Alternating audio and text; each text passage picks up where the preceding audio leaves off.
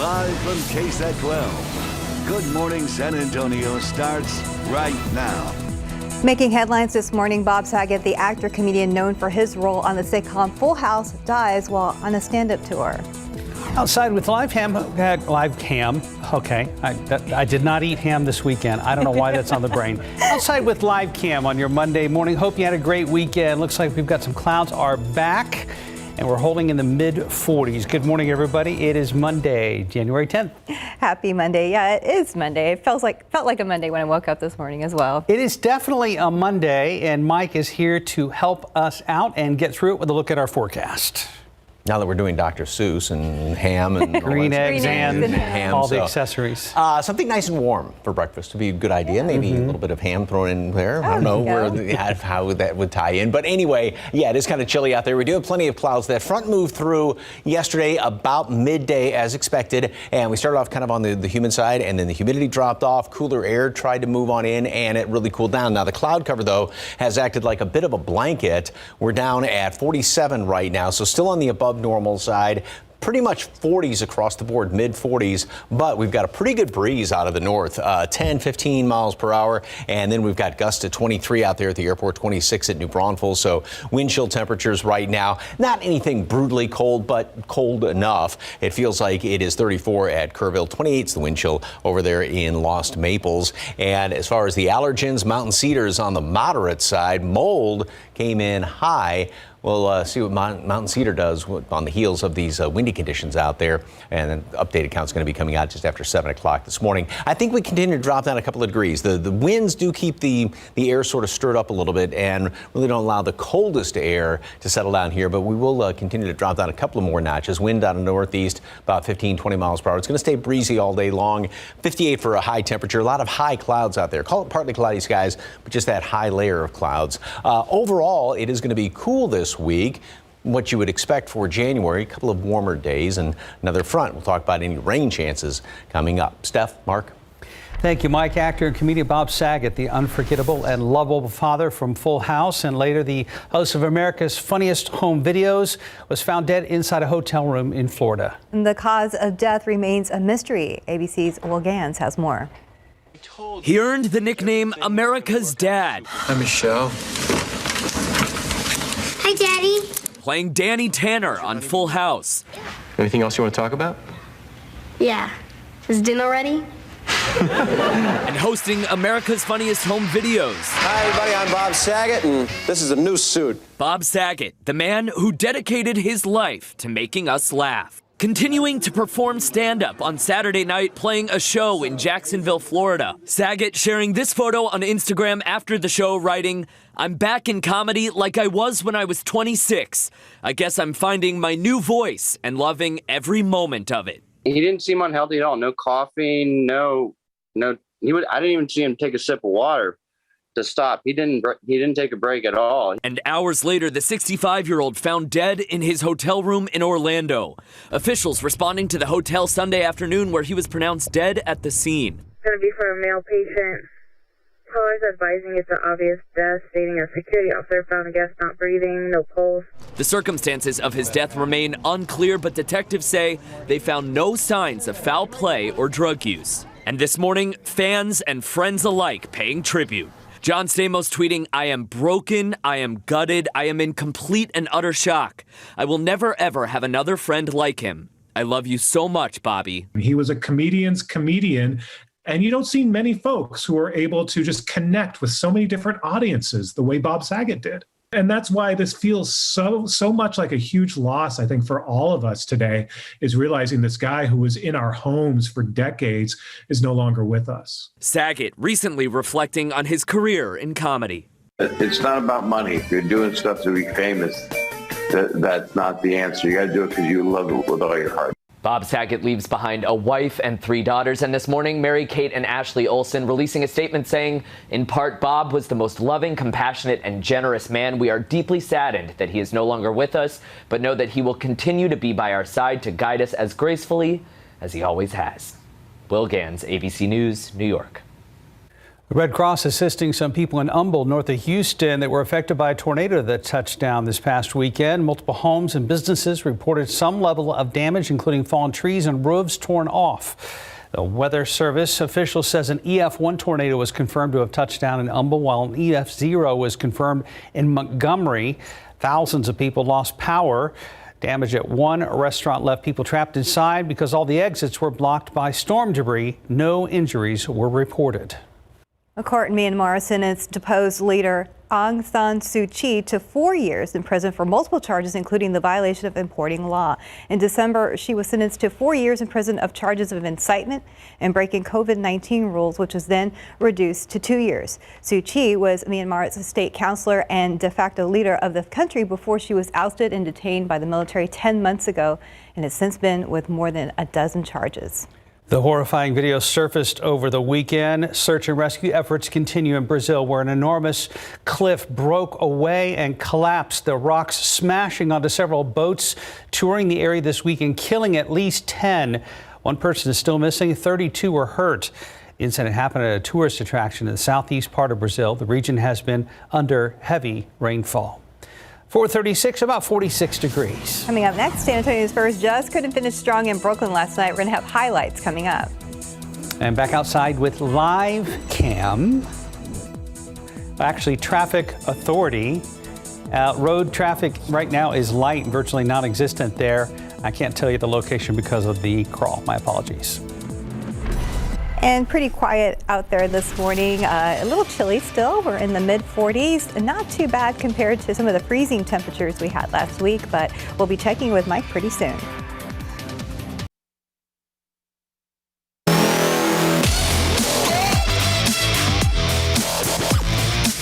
Welcome back. Rookie Josh Primo got a second straight start yesterday as the shorthanded Spurs faced off against the Nets in Brooklyn, looking to snap a two-game losing streak. Lonnie Walker helps get San Antonio off to a good start, scoring their first 12 points for a 12-11 first quarter lead. Both teams were tied at 32 after one. However, Kevin Durant scored 28 points for the Nets. James Harden added 26. And rookie Cam Thomas made a runner in the lane with 1.4 left in overtime. Brooklyn beat San Antonio 121-119. Lonnie Walker scored 25 points for the Spurs. DeJounte Murray had 19 points, 12 assists, and 9 rebounds. The Spurs could not get a good shot on last possession of regulation or overtime in another frustrating loss. However, Primo loved the opportunity to learn against some of the NBA's best players. It's a great game to learn lessons. I mean, sharing the court with some of the best players in the league, in the world. So going out there, you just try to play our hardest and try to execute as best you can. But it's a game of mistakes, and we're just going to go over, look at the film, and yeah, I'll be able to remember this one for a while. You know, I think this is our first time, the young group got to play together. I've been here for 4 years. This is my first year where, we got off the nest, per se. For my first 3 years, we had great veteran players. We had Jamar, L.A., LaMarcus Aldridge, Patty Mills. We had great vets. This is like taking the training wheels off for the first season. So, I'm enjoying it. I think, we're still improving, still getting better. But that's just part of the game. Jarek White, Keldon Johnson, Devin Vassell, Thaddeus Young, and Doug McDermott are all out still due to COVID-19 health and safety protocols. San Antonio's 15-24. Spurs have lost 6 of their last 7 after winning 3 in a row. Spurs play the Knicks tonight at 6:30, and then they're back home Wednesday to take on the Rockets at the AT&T Center. Then the Cleveland Cavaliers come to town Friday, followed by the Clippers on Saturday. Pro football coverage powered by Davis Law Firm. Playoffs coming up this weekend for the Cowboys. Thanks to a win from the Niners and Seahawks, Cowboys wrap up the 3rd seed. For Wild Card Weekend, they'll be facing San Francisco. Kickoff set for 3:30 Sunday at AT&T Stadium. And at local high school basketball coming to a cell phone, tablet, or computer near you thanks to big game coverage and Texas Sports Productions. On Tuesday, you can watch the Clemens girls at Steele starting at 7 p.m. At 8 p.m., it's Cole at Stockdale boys teams. You can watch it on KSAT.com, the BGC app, and other streaming apps like Roku, Amazon Fire Stick, Apple TV, and Android TV. Be sure to check the sports page on KSAT.com for more games several times a week. That's going to be a look at morning sports. And time now is 4:42 and about 46 degrees out there. Still ahead, a local teacher is in awe of her community after they replenished her school supplies that were stolen by porch pirates. The next actor, Alec Baldwin, what he's now saying about his cooperation in the shooting death on his movie set. And welcome back. It's 4:45. Alec Baldwin says he is complying with the investigation into the shooting death on the set of his movie Rust. ABC's Kaylee Hartung has the details in today's GMA First Look. In this morning's GMA First Look, Alec Baldwin defending himself on Instagram, insisting he's cooperating with the investigation into the shooting that killed cinematographer Helena Hutchins. Any suggestion that I am not complying with requests or orders or demands or search warrants about my phone, that's a lie. Last month, Santa Fe authorities obtaining a warrant to search and seize the actor's cell phone in an effort to conduct a forensic download of current and possibly deleted images, videos, text messages, emails, and any private messages from his social media accounts regarding the production of the movie Rust. Baldwin, who lives in New York, is now explaining why weeks later he has not yet turned over his phone to officials. They've got to go through the state you live in. That is a process that takes time. We are 1,000% going to comply with all that. And we'll have the latest on the investigation coming up at 7 a.m. With your GMA First Look, I'm Kaylee Hartung, ABC News, Los Angeles. And here at home, after having her school supplies stolen from her front porch, one local teacher warned her neighbors of a possible porch pirate in the area. What she got in response was more school supplies than she could ever ask for. Japhanie Gray spoke with that teacher and has more. Whenever I want something for my class, I just do it. And that is exactly what motivated Harmony School of Excellence third grade teacher Audrey Weber to buy all of her students headphones for class. As more programs become tech and audio driven, she felt it was a good investment. That way they could all focus on their work and, their neighbor's not distracting them because their neighbor's literally right here. January 7th. When I got the notification on my phone that it had been delivered, I was like, yay, they even put a little picture. But her porch looked like this when she got home, not a package in sight. So, Weber took to her Nextdoor app for 3 reasons. I wanted my immediate neighbors to know, hey, this is happening here now, And number 2, like I said, I was being snarky.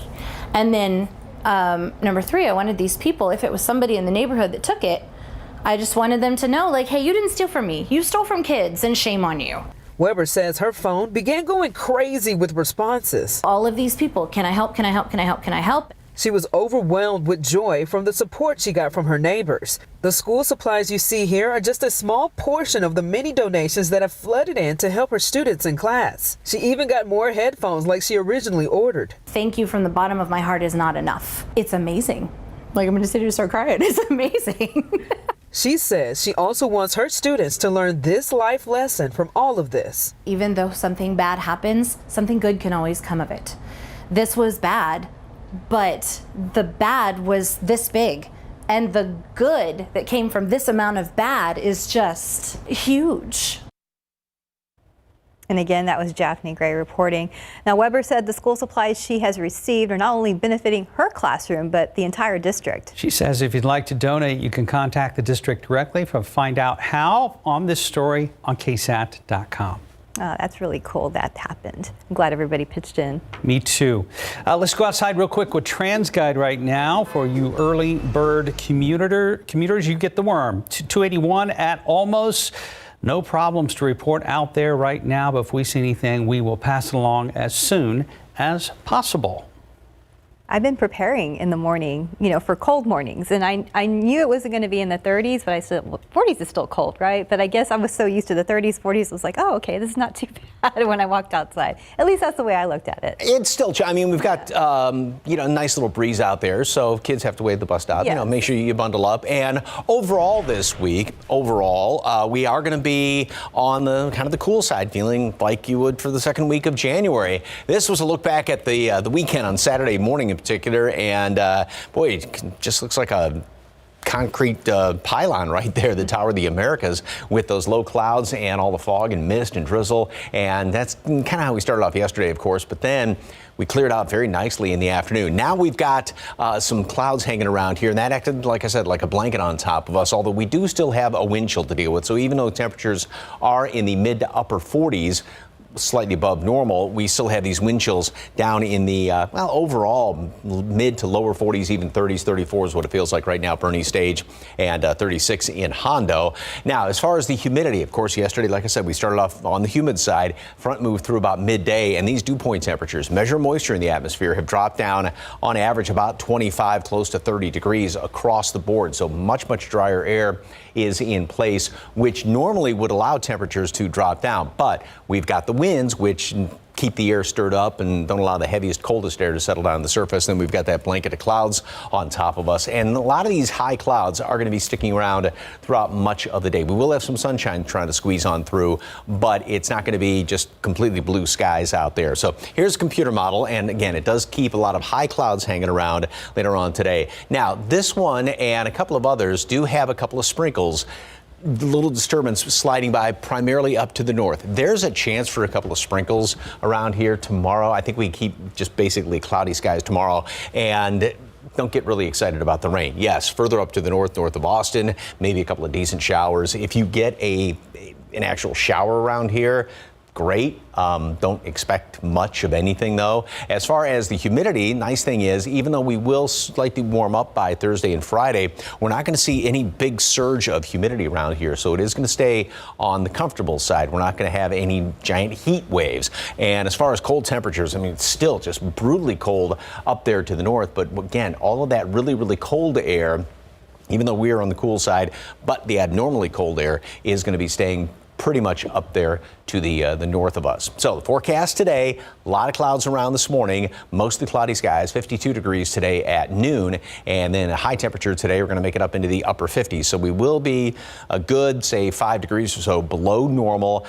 A lot of high clouds out there, and it is going to stay on the breezy side, so jacket's going to be a pretty good idea. About the same situation tomorrow, although I think even thicker clouds hanging around here, a sprinkle, a shower well up to the north. Hardly worth a mention around here. More sunshine by the middle part of the week. Yes, we will warm up into the low 70s eventually by Friday, but then another front comes on through here, and that's going to cool us off once again for the weekend. So nothing really too extreme. Overall, like I said, kind of a typical second week of January, winter temperatures. Okay, at least that's what we expect this time of year. Right, but no rain, unfortunately. That's not good. Thank you, Mike. Yep. Right now, 452, about 46 degrees. And coming up next, Spider-Man continues to swing to the top of the box office for the 4th week in a row.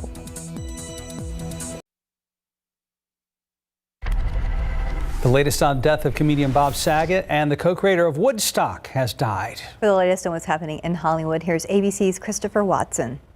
Honey, Grandma's gotta go. Bob Saget has died. Police confirm the actor and comic best remembered for starring in TV's Full House was found dead in a hotel room in Orlando, Florida. No signs of foul play or misadventure were found. Saget was 65.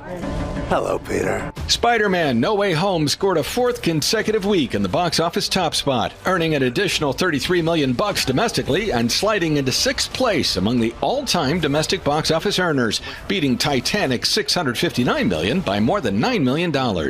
So we need to join forces. The all-female action flick The 355 sputtered in its debut, fighting the pandemic and poor reviews both to bow with a disappointing $4.8 million. The co-creator of Woodstock has died. Michael Lang and 3 others planned the landmark 1969 Music Fest. Lang also produced Woodstock's 94 and 99 and the ultimately canceled Woodstock 50. He was 77. I might still be a monster, but I'm I'm an evolving monster. Dexter: New Blood wrapped up Sunday on Showtime. No spoilers here, but the finale definitely left the door open for a spin-off series. Over and over again. And music legend Rod Stewart, 77 Monday. And that's what's happening in Hollywood. I'm Christopher Watson, ABC News.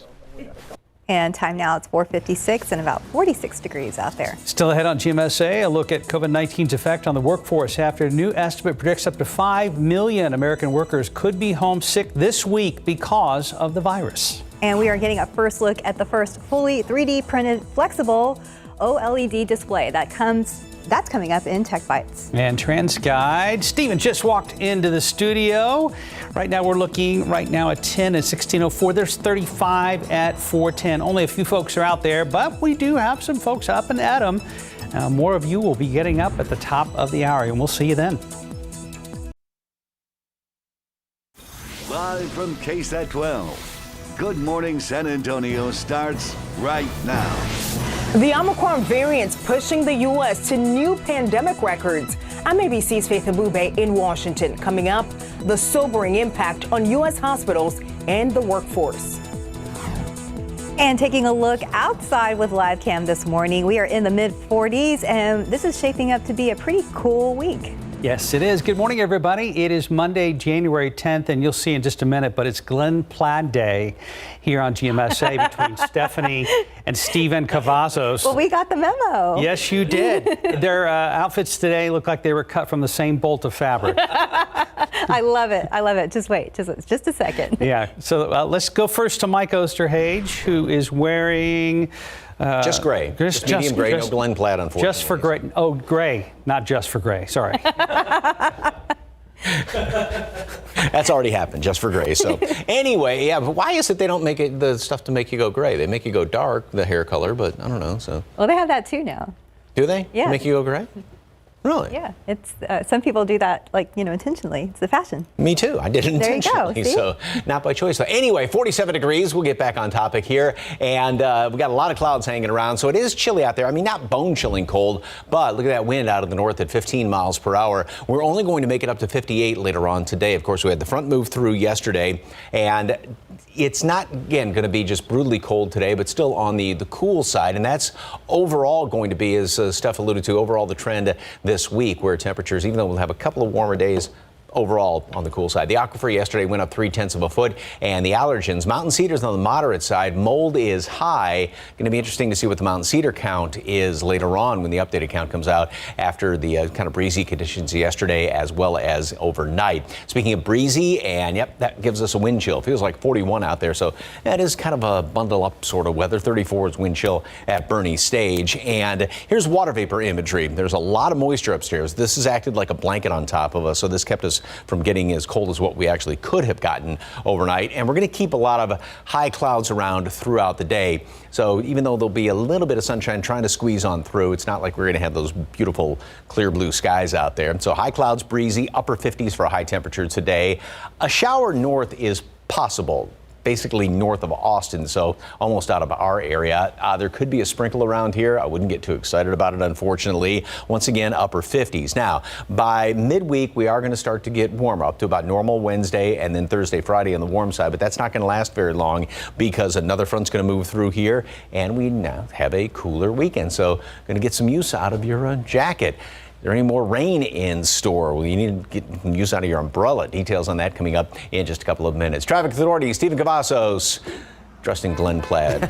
Yes, but you know what? Steph did wear it better. I will say that. She wears the pattern well. And I think it's the red shoes that gives it that extra pop. So shoot, maybe next time. All right, let's take a quick look at the roadways because right now Monday morning has started off to be quite quiet. I was talking to our friends over at TransGuide, how we were just talking, saying that that's subject to change as the morning does get going. But right now it is very quiet here on the roadways. You can see US 90 at 35. Not a whole lot of people out there for a Monday morning, which is great news if you have to head out the door in the next few moments. But we did have one issue that looks like it cleared out pretty quickly here. It was a crash off I-35 southbound that led to a lane being blocked at exit 156. That is has since cleared out. We're not seeing any delays just yet. As you can take a look at the wider version of the map, lots of green on the screen. So a great way to start the week and a fantastic way to start the morning. So let's check out those inbound times if maybe your travels take you through San Antonio, because it's still green across the board this early in the morning. I-10 eastbound Bernie to downtown in 25 minutes at this hour. 26 coming in from 281 and Bulverde. We're looking at those southbound lanes.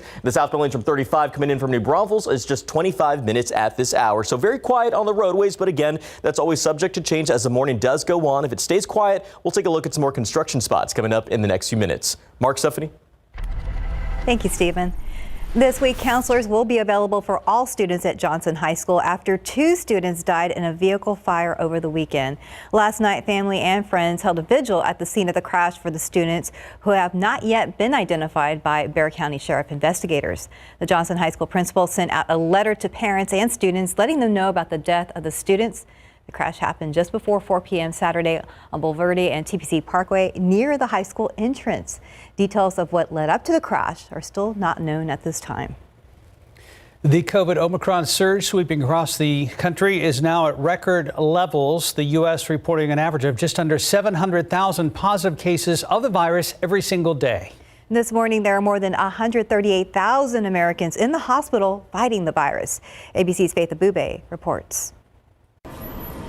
This morning, health officials across the country sounding the alarm as the U.S. drowns in its most significant COVID infection wave since the start of the pandemic. Right now, we are closer to crisis situation than we ever have been. The Omicron variant unrelenting, driving a record average of 688,000 positive COVID infections every day. None of the people we've taken care of who got really sick from COVID thought they were going to get really sick from COVID. Nationwide, hospitals admitting an average of 17,000 COVID positive patients a day. Nearly a pandemic record in the hospitals, depleting resources like staff and space to care for both COVID and non-COVID patients. 40 hospitals in New York State have halted elective surgeries. In my career, I've not seen numbers and volumes like this. The Omicron surge forcing more schools into remote learning. In Chicago, tensions rising in the nation's 3rd largest school district. Classes canceled again today as teachers in the city battle over COVID protocols. In New York City, Mayor Eric Adams says the country's largest school district is considering a COVID vaccine mandate. In this country, we do vaccinate for smallpox, measles, and other things. And now growing concern as an estimated 5 million American workers are expected to call out sick this week due to COVID. The worker shortage already leaving some grocery store shelves bare. I expect this surge to peak in the next couple of weeks. It'll peak in different places in America at different times. And meanwhile, the U.S. Supreme Court has still not made a decision on President Biden's vaccine mandate for workers at large private businesses. It's supposed to take effect today. In Washington, Faith Abube, ABC News. Back here at home, southwest of San Antonio, the Carrizo Springs Independent School District closing its campuses and facilities this week due to COVID-19 precautions. Authorities say it's for the sake of public health and safety. CSC ISD will return on Tuesday, January 18th. Students have Monday the 17th off for Martin Luther King Jr. holiday. Any other updates the district might have will be delivered via phone, email, or on the school's website. City of San Antonio wants you to prepare you for some test result delays this week. This is due to the increase in demand along with severe weather that has impacted testing labs that the city uses. So city officials say results can take up to 3 days here at the locations of the new sites. You can also scan that QR code on your screen right now with your phone, which will take you to the online list. Yates Community Center will open on Tuesday. Melendres Community Center opens on Wednesday, and Copernicus Community Center will open on Thursday. All 3 locations will be in operation Monday through Friday from 8 in the morning to 6 p.m. in the evening. Bexar County is helping with the demand by hosting another testing and vaccination clinic. It's set to open to the public at the Bexar County Jail. BCSO say they had a great turnout last week with 9 vaccinations and 107 booster shots given out, along with 300 rapid tests conducted. Today's clinic is from 6:30 a.m. through 5 p.m. And time now, 5:08 and about 46 degrees out there. Still ahead, Apple reportedly getting ready to unveil a new version of its iPhone SE. Also next, the latest on a rate hike vote this week that could increase your CPS Energy bill. And outside with live cam, chilly, maybe a little breezy depending on where you are. Plenty of clouds. And Mike says there's nothing particularly radical about his forecast stretching through this new work week. Glad you're with us here on GMSA. 512, the community continues to look for 3-year-old Lena Kill after she disappeared from a playground at her San Antonio apartment complex 3 weeks ago. So far, they've searched all around that complex, green belts in the surrounding area, and even a nearby creek. Just yesterday, local Afghan community members, along with Eagles Flight Advocacy Outreach, a nonprofit that helps parents, went back out to comb through more areas. But Lena is still nowhere to be found. Anyone with any information on Lena's whereabouts is asked to call San Antonio Police Department's Missing Persons Unit at 210-207-7660. The fate of this CPS Energy rate hike is now in the hands of the San Antonio City Council. This week, they will be voting to approve or deny that request. The meeting and vote is happening on Thursday, on January 13th. At last check, several city council members were still undecided on how they were going to vote. The utilities rate proposal is a two-parter there. It's a 3.85% increase to the base rate and a bump to the monthly fuel charge. Those two combined would raise the average monthly bill for customers to a little more than $5. We'll keep you posted. Now 5:13, still 46 degrees. And still had a look at how researchers have developed the first fully 3D printed flexible OLED display. And why the iPod Shuffle is making a comeback as a TikTok fashion trend.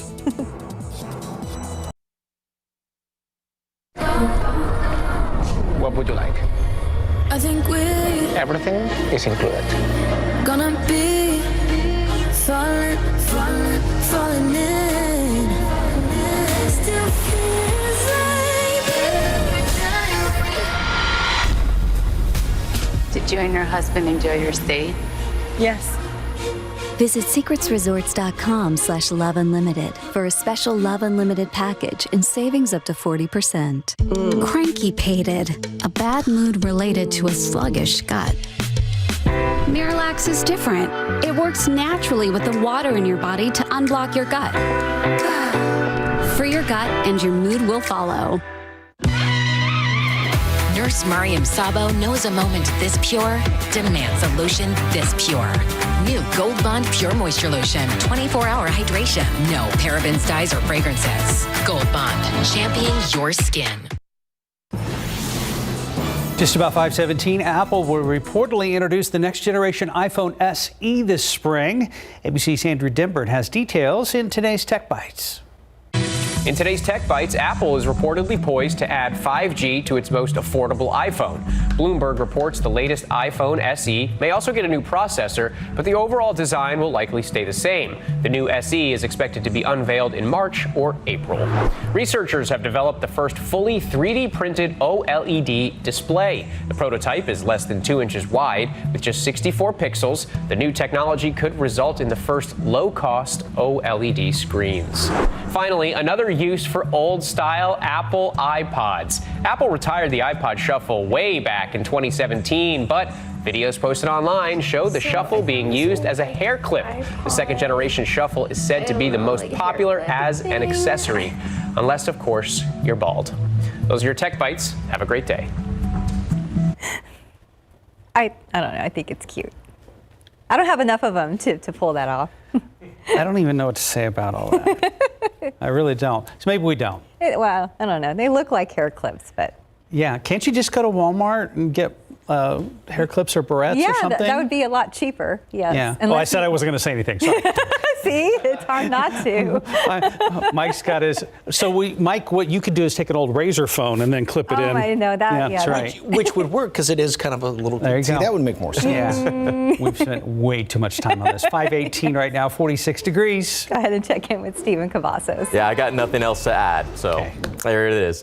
All right, let's take a quick look at the roadways right now. It's still very quiet out there, 35 at 37. Traffic's getting moving in some of these areas, but we're not seeing a whole lot of activity out there. It's only a little bit after 5 this morning, so we don't expect to see a whole lot of traffic, but let's take a quick look around town. There's I-10 West at Loop 1604. You can see 35 North at Loop 410. The morning is getting moving here, so as you can see on our map, it's still very quiet, but you're going to want to make sure that you're planning ahead because there is some construction that is going to lead to some closures for our friends up toward New Braunfels. Let's talk about this over here. We mentioned this a little bit earlier in the week, last week I should say, some utility work that's going on up towards 35 that's led to the closure there of McQueenie Road between the I-35 southbound frontage road and Perryman Street. Now this is actually because the utility work crews are going to be installing a water line, an additional water line there to the roadways, so you want to make sure that you are planning accordingly. This is going on Monday through Thursday. It should be wrapping up by March 4th of this year, but we're going to be seeing this going on again Monday through Thursday from 2 in the morning to 6 in the morning. So we may see some impacts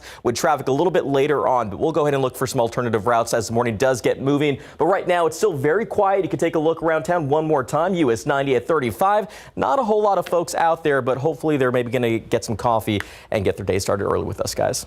Wouldn't it be kind of heavy for a hair clip? Who? The little shuffles? No, they were actually, that's actually like, I mean, I guess the little clip part was, I guess so you could clip it to your headphones or your shirt while you're jogging. So they're actually kind of light. The ones that the little girl, I'm sorry, not little girl, the little girl, the young lady, excuse me, was using to clip her hair. It was very lightweight. Now a razor would be a little heavy. Yeah, but a razor. Curious. What's a razor? Like the razor phone, the old flip phone. I didn't. Yeah, it was. It used to be like the thinnest phone around. It was like real, very like okay. A lot of people bring back the razor. So anyway, after this show, they will. All right.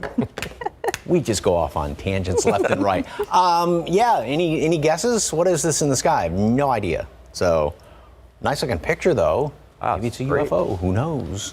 Thank you for the KSAT Connect picture. Send more of those in. Not a lot of folks haven't been sending in a lot of pictures lately. We love to see them. A lot of clouds hanging around here this morning. It's acted like a bit of a blanket. So that kept us from getting as cold as what we could have gotten. We're at 47 right now, low 40s in portions of the hill country. We are about 5-6 degrees above the average temperature right now. But don't forget there is a bit of a wind chill to deal with. All right, the humidity, dew point temperatures remain very low, and they are going to stay on the low side, so that's going to be really, really comfortable, but we will have a lot of high clouds hanging around here throughout the rest of today. And notice even going into tomorrow, I mean, even though the wind tries to shift around, we don't see this huge jump in all the moisture down here in the atmosphere, so that is going to also come into play as far as this is concerned. A couple of computer models try to get 1 or 2 little sprinkly showers to move across here. The better chance would be going into tomorrow evening, but again,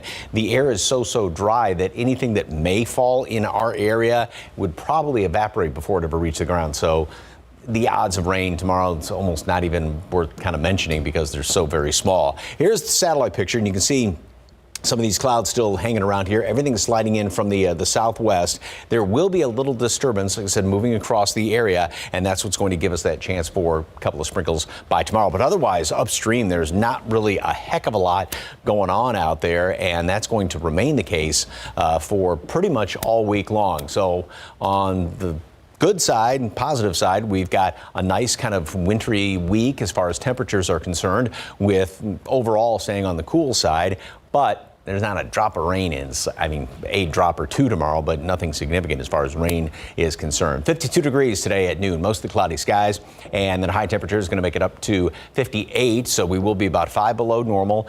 A lot of high clouds. It's going to be breezy. Tomorrow we stay again in the upper 50s. A shower or 2 up to the north, almost not even worth mentioning, and then more sunshine midweek. We will warm up on Thursday and Friday, preceding the next front, which will cool us back down by the weekend. Cool again. Yep. Good. So January. Get some use out of your jacket this week. We will. There you go. Thank you, Mike. 522, about 46 degrees. And still ahead in your morning spotlight, a first look at a new Sidney Poitier documentary, and the new Spider-Man swings up the global chart. There's plenty of movie news to start your work week. Here's CNN's David Daniel with the Hollywood Minute. A documentary about Sidney Poitier appears to be on the way. Sources tell The Hollywood Reporter the project has been quietly in the works for more than a year, with the participation of the Poitier family. It's an Apple original film with Oprah Winfrey producing and Reginald Hudlin directing. Poitier died Thursday at age 94.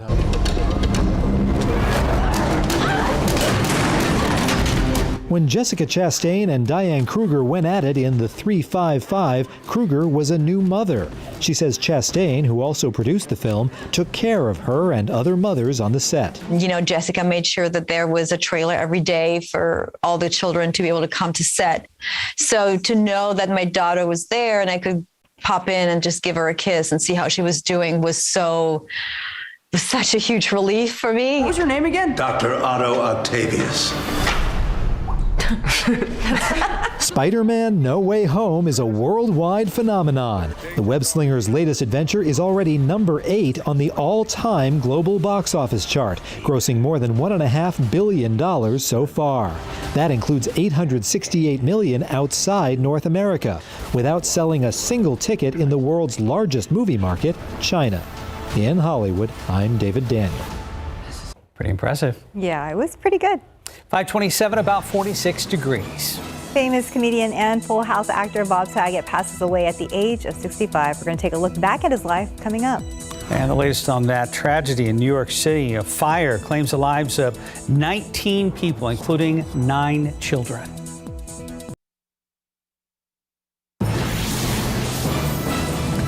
Making headlines this morning, Hollywood and the world remember American actor and comedian Bob Saget. It's another shot at getting a COVID-19 vaccine or test. Good morning, I'm Katrina Weber. The Bexar County Sheriff's Office is holding another drive. I'll tell you more about it. And taking a look outside with live cam this morning, it's another jacket wearing kind of day. We're starting at 46 degrees. Hey, good morning to you. It is Monday, January 10th. Happy Monday. Hope you had a wonderful weekend. Saturday, for us was a little soggy, but Sunday was kind of nice. It was. And then we had that front come through and we're cooler again this morning. Mike is here with an update on how the week is shaping up. I know it's Monday, but we've got to look ahead a little. Overall, on the cool side, we will have a couple of days that are going to be warmer, but like I said, the overall, when it's done, we will stay kind of on the cool side. Got a lot of clouds hanging around here. And of course, this is on the heels of that front we were talking about because it started off on the humid side yesterday. The front moved through. Really pleasant afternoon then yesterday, and temperatures are still on the above normal side thanks to all of this cloud cover out here. We've got very, very dry air, plus we've got a pretty good breeze, so we are dealing with a bit of a wind chill, and winds are gusting upwards of about 20-25 miles per hour in and around town right now. Even out there toward Lost Maples, wind chill is 30 out in Lost Maples, 41 here in town, Canyon Lake, as well as New Braunfels, and we will be dealing with winds throughout most of the day. As far as the allergens, mountain cedar, moderate. Now, this was taken before the front moved through yesterday, so we'll have to wait and see. And when the updated count comes out about 7:30 this morning, whether that really went up and those trees got a good shake. Mold is on the high side. Hopefully that will go down with some of this drier air out here. 52 degrees at noon, breezy throughout most of the day. Got partly cloudy skies. We're going to have a lot of high clouds out there, so it's not like we're going to have a bunch of bright sunshine, but just a lot of high clouds with some sun trying to shine on through here. But temperatures will definitely stay on the cool side, about 5 degrees below normal. Like I said, overall, that's going to be the trend. Is there any rain in sight? Boy, we could use a bunch of it. Details coming up in just a couple of minutes. Traffic Authority, Stephen Cavazos. Anything big going on this Monday? A whole lot of nothing right now, Mike. And that's some good news, especially if you are one of those early birds that has to head out the door in the next few moments. Let's take a quick look around town, see how that morning is shaping up there. 1604 Medeo Creek. We have 410 at Broadway. Not a lot of people out there. Again, very early in the morning, so we don't expect to see a lot of problems. But as you can see from around town, there are some people that are out right now. There's 410 at Starcrest. Again, few folks getting their morning started early with us. And as you can see, based off of this TransGuide shots, it's still very quiet. And we're seeing the same thing reflected right here on our map. It's almost like a green pinwheel is what we're looking at there, 1604 and 410. Everything's looking pretty quiet so far. And if your travel so happened to take you through the San Antonio area, well, it's still pretty much green across the board. You can see that's the trend right now. Seguin to downtown on I-10 westbound, just 31 minutes at this hour. 87 northbound coming in from Lavernia, 21 minutes, and 28 minutes coming in from Floresville to the downtown area on those northbound lanes of 181 or 37. So right now we're in pretty good shape as the morning does get going. So again, 35 north at Loop 410. The morning's still quiet, but make sure to take it easy out there, guys. Thank you, Stephen. The word shot is taking on a whole new meaning in reference to the Bexar County Sheriff's Office. That agency is hosting a drive that has nothing to do with guns. This is about COVID-19 vaccines, boosters, and even testing. Katrina Weber is live at the Bexar County Jail with that story, and we covered the drive they held last week. What are their expectations for today? Well, spokesman described last Tuesday's event as having a great turnout, and they're hoping for the same today. Now, this is a drive-through event. It will be held right in front of the steps of the Bexar County Jail a little bit later on this morning. Right now, things quiet, the gates locked up tight, but we expect that things will be very different, a very different scene later on. Well, this drive is scheduled to go on from 6:30 this morning until 5:30 this afternoon, and it is for people 12 years of age and older. The Sheriff's Office, working with a number of different agencies, is offering vaccines, booster shots, and COVID-19 testing. All of this will be done without people even having to get out of their cars. Last week, they were able to give out more than 100 vaccines and boosters and test about 300 people. Of course, this drive is being held in the middle of a spike in cases of COVID-19, as well as a spike in demand for the testing, all due or mostly due to that new Omicron variant. And of course, again, this event will be for people 12 years of age and older. They can take advantage of the boosters and the vaccines that will be given out later today. Reporting live at the Bexar County Jail, Katrina Weber, KSAT 12 News. Thank you, Katrina. 9 children among the dead after the worst fire in New York City in more than 30 years. ABC's Derek Dennis reports dozens of families have been also left homeless.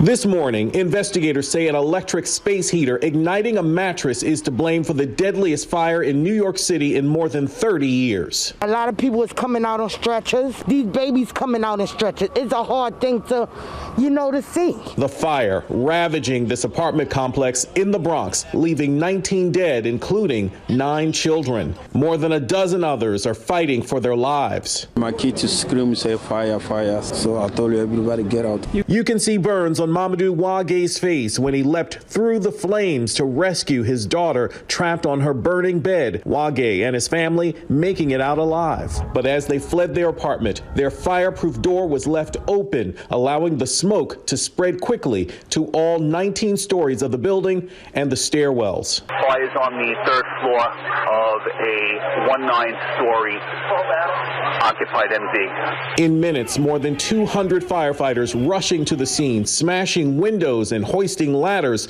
to save those trapped. Firefighters rescuing dozens as they fought through the dense smoke, some running out of oxygen in their tanks. Their oxygen tanks were empty, and they still pushed through the smoke. Aisha McKenzie managed to escape her 9th floor apartment. She says she could hear the panic as family members searched for their loved ones. It's too much. Who were they looking for? Kids, mothers. One woman lost her entire family. To see it in a mother's eyes as I held her, who lost her entire family. It's hard to fathom what they're going through. We will not forget you. We will not abandon you. We are here for you. The governor has announced plans to establish a victims' compensation fund to help the dozens of families left homeless secure housing. Derek Dennis, ABC News, New York. An Australian judge has reinstated tennis star Novak Djokovic's visa, which was canceled last week because he's unvaccinated. The judge also ordered the government to release Djokovic from a Melbourne hotel quarantine. The Australian government canceled the visa shortly after Djokovic arrived in Melbourne last week. Officials said he did not meet the criteria for an exemption to an entry requirement that all non-citizens be fully vaccinated against COVID-19. The judge noted that Djokovic had provided officials at Melbourne's airport with a medical exemption given to him by Tennis Australia. We are several days into the new year now, and with the start of New Year, so many people have new goals and, of course, resolutions. We always hear about fitness resolutions and eating healthier, but what about financial resolutions and saving more money this year? That was a big topic in this week's Leading SA discussion. Good morning. Yes, Monica Dillon with Victory Capital joined us. We spoke extensively about the basics of financial fitness, how you can start saving and start investing with just a small amount of money. We talked about education costs down the road, budgets.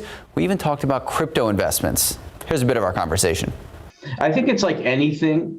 It's like building a house, right? You have a foundation of your portfolio, and then you start to put up the walls, and then you do other little things.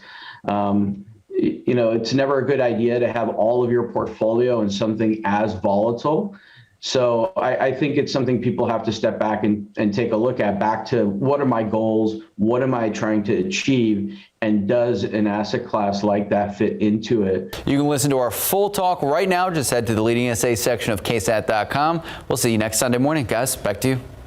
5:39, about 46 degrees. And still ahead, we are breaking down the difference in how the U.S. handles asylum seekers versus those who enter the U.S. illegally and try to go undetected. And a look back at the life and career of comedian and actor Bob Saget. And taking a look outside with live cam this morning, we're starting at 46 degrees. Definitely a day you're going to want to grab your jacket. We'll be right back.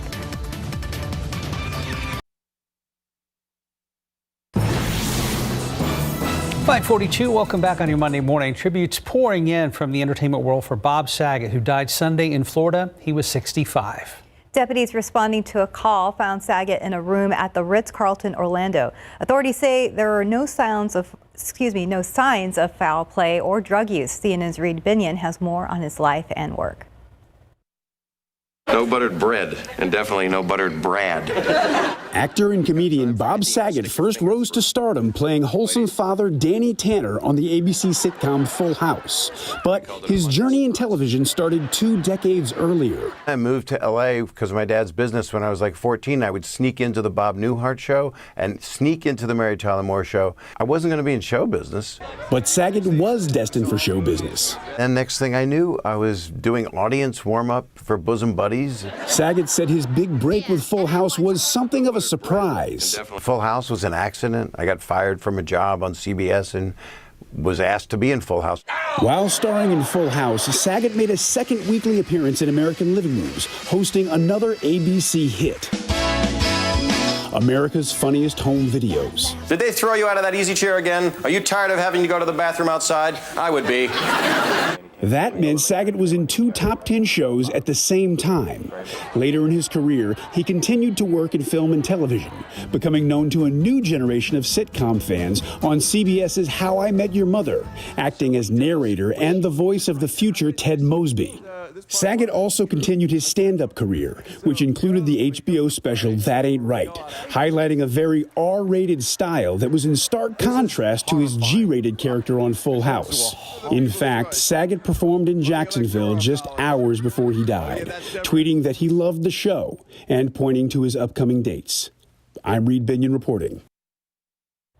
5:44, 46 degrees. Coming up next, why President Biden says there is some good news in the most recent jobs report. In your morning consumer headlines, the latest report shows the U.S. economy added only 199,000 jobs in December. That's even before Omicron's big surge, making it the weakest jobs report of 2021. However, unemployment fell to 3.9%, which is the best level since the pandemic began. Overall, the U.S. economy now has about 6.4 million more jobs than it did at the start of 2021. However, it is still 3.6 million jobs short of pre-pandemic levels. Get ready to see more electric cars on dealer lots. Ford and General Motors will be putting out plenty more battery-powered models over the next 2 years. And let's anticipate dozens of new electric vehicles out of Detroit in different styles and price points. They'll include trucks like the Ford F-150 Lightning and GM's battery-powered version of its Chevy Silverado. Electric vehicle sales are rising. However, Motor Intelligence finds they still only make up about 3% of the total U.S. auto market. A new episode of KSAT Explains is out tomorrow. This week, the team is breaking down how a provision in federal law known as Title 42 has affected the United States' already complicated immigration system. Myra Arthur gives us a preview. Immigration is one of the biggest hot-button issues in our current political moment, and it's often named among the issues that voters care most about. It does have a real effect on real people. In the past few years, we've seen several instances where a surge in border apprehensions sparks new debate about who should be allowed into the United States and how to reform our immigration system. At this point, there have never been more immigration cases pending. But this topic is a complicated one, and in the eyes of immigration laws, not everyone who tries to enter the U.S. is the same. And the pandemic has further complicated things for those seeking safety in our country. They were crossing in plain view, just trying to get here so they could make an asylum claim. Based on our laws and international laws and norms, people have a right to seek asylum. In this episode of KSAT Explains, we're breaking down the difference between how the U.S. handles asylum seekers and those who enter the country illegally and try to go undetected. Plus, we're also taking a look at a little-known provision in federal law that has upended the system. KSAT Explains Seeking Asylum will be available to stream tomorrow. That's Tuesday the 11th. We'll live stream the episode at 7 p.m. on KSAT.com and on KSAT's Facebook page. And if you can't watch it live, we're going to post the full episode so you can watch it on demand later on Tuesday evening. Well, it's about 10 till 6 on your Monday morning. Let's go ahead and check back with Stephen Cavazos. Earlier, it was pretty quiet, but now I see some flashing lights. That's right. It's almost like that switch went off at this hour. Mark, Stephanie, we're taking a look right now as a shot from US 90 at Loop 410. Not looking good out here for 5:49 in the morning. We're seeing plenty of flashing lights, and we're starting to see somewhat of a slowdown out there, and that's because a crash has been reported in that area. And, of course, you can see those first responders that are out there working to get this scene clear. We're hoping that driver's okay, but if you have to travel through that area, be on the lookout, because this is detected right there off Loop 410 northbound at Valley Hill Drive, not causing a slowdown just yet. You can see those lanes are still green. However, that can quickly change as the morning does go on. This is something that we're going to continue to monitor, especially getting into the 6 a.m. hour.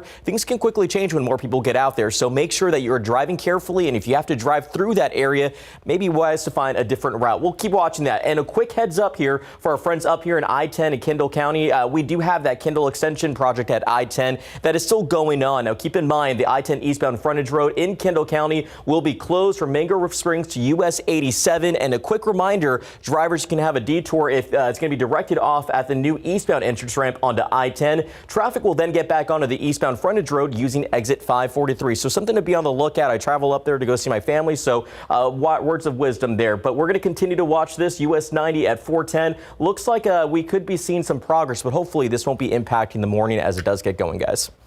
Thank you, Stephen. Interesting picture. Yeah, that was my word. Very Halloween-esque. Yeah. It does look Halloween, but those are not, they look like bats. They're geese, actually. Yesterday morning. It says flying in formation. I think they kind of broke ranks there, it looks like. Yeah, it's a very loose formation. I mean, you think of geese, flying in the nice V shape there. But yeah, it really does look like a shot of bats. This looks more like 7-year-olds running outside at recess. Good point. Great picture, though. Thank you very much for that one. And we do have lots of clouds around here this morning, so it's acting like a bit of a blanket on top of us, and has helped to keep temperatures from getting really, really cold this morning. We've been staying in the kind of mid-40s on average, mid to upper 40s, but we've got a good wind out there. Wind gust 24 miles per hour out there at the airport, 25 New Braunfels, 23 Lost Maples, 24 at Stinson. So we have wind chill temperatures right now. Feels like 41 at the airport, 32 is the wind chill out there in Kerrville, and 39 in Bulverde. And it's going to stay breezy enough throughout the day, so you'll want to keep a jacket handy throughout the rest of the day, because temperatures are only going to be getting up to right around 58 degrees, and so we'll still be about 5 below normal. A lot of high clouds out there. We will have some sunshine, but call it kind of partly cloudy, but it's going to be that sort of high layer of clouds. Then tomorrow we start off a little bit cooler. We'll be down around low 40s again tomorrow, getting up. Now, this model keeps us only at 52 degrees. I think we're going to be warmer than that for tomorrow. But again, the trend throughout most of the week, though, will be for temperatures to stay on the cooler side. Then we get back up to normal finally by Wednesday. Now, Thursday, Friday are going to be then on the warm side, but average it all out in this week will be somewhat on the cool side. Okay, here's a computer model, and it does have a couple of little sprinkly showers that are trying to form up later on this afternoon. We have very, very dry air down here at the surface. So we have one of the three ingredients. We've got windy conditions, cloud cover, but the dry air, so we could have been much cooler. What that dry air, though, is going to do is any rain, and again, this is just going to be kind of sprinkles out there, it's probably going to evaporate before it ever reaches the ground because we have such dry air. 1 or 2 sprinkly showers going to be possible, maybe in our northern counties tomorrow. Kind of doubt it, though. I mean, if there is a sprinkle, fine, but it's going to be nothing more than just to kind of make the road kind of damp out there. Nothing significant, unfortunately. 52 degrees today at noon, mostly cloudy skies. High temperature is going to make it up to 58. Breezy, a lot of those high clouds out there. Plenty of clouds around tomorrow. Again, 1 or 2 of those showers, mainly up to the north. Few and far between, like I said. More sunshine mid to latter part of the week, warming up to 72. So we will be on definitely almost 10 above normal by Friday, but another front, it's going to knock temperatures down for the weekend. So nice, cool mid-January weekend. Yeah, I was going to say that. Mid-January, looking pretty good overall. Yeah, overall, these temperatures, like I said, averaging on the kind of below normal side. Pretty nice, though. Unfortunately, no rain. We'll take it over sleet or freezing rain or anything like that. Very true. Amen to that. All right, thank you, Mike. Right now, 5:54, about 46 degrees. Let's look at your winning lotto numbers. We have pick 3, 8, 9, 2, Fireball 8. Daily 4, 3106, Fireball 6. Cash 5 numbers 7, 9, 13, 18, 29. Lotto Texas 2, 4, 6, 14, 16, 42. And Powerball 20, 21, 36, 60, 65. Powerball 13, Power Play 10.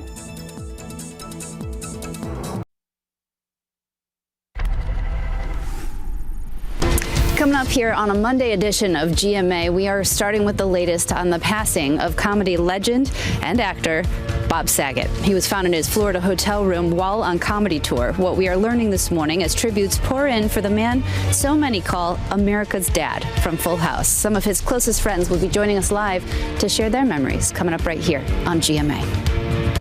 Ahead the next hour, GMSA this morning, some unsuspecting skiers in North Carolina get blasted by this stream of freezing water after a pipe burst. That incident caught on camera. We'll tell you what happened next. And the Bexar County Sheriff's Office is offering COVID testing again, vaccines, even boosters.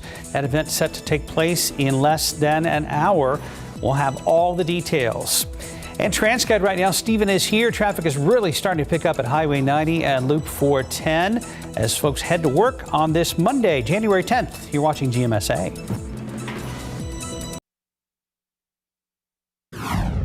If you still need a vaccine, booster, or even a COVID-19 test, the Bexar County Jail is the place to come. Good morning, I'm Katrina Weber. I'll tell you all about a drive going on today. The Omicron variant's pushing the U.S. to new pandemic records. I'm ABC's Faith Abube in Washington. Coming up, the sobering impact on U.S. hospitals and the workforce. And good morning. Looking outside with live cam. We're at 46 degrees, a little chilly start to your day, and it's going to kind of be cold all week.